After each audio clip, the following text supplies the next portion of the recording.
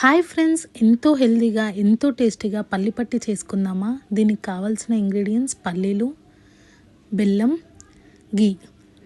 బెల్లం ఏదైనా తీసుకోండి, నేను తాటి బెల్లం తీసుకున్నాను. ఇప్పుడు స్టవ్ ఆన్ చేసుకోండి, ఒక ప్యాన్ పెట్టుకోండి. దాంట్లో ఒక కప్పు పల్లీలు యాడ్ చేసుకొని లో ఫ్లేమ్లో మంచిగా ఫ్రై చేసుకోండి. ఫ్రై అయినవి ఒక ప్లేట్లో వేసుకొని పొట్టు మొత్తం తీసేసి కొంచెం చిన్నదిగా బ్రేక్ చేసుకోండి. ఇప్పుడు మరో ప్యాన్ తీసుకొని ఇందాక ఏదైతే కప్పుతో పల్లీలు తీసుకున్నామో అదే కప్పుతో బెల్లం తీసుకోండి. దాంట్లోనే కొంచెం వాటర్ వేసుకోండి. దాంట్లోనే ఒక స్పూన్ నెయ్యి వేసి మంచిగా కలుపుతూ ఉండాలండి. ఇప్పుడు ఒక బౌల్లో వాటర్ తీసుకొని టెస్ట్ చేయండి.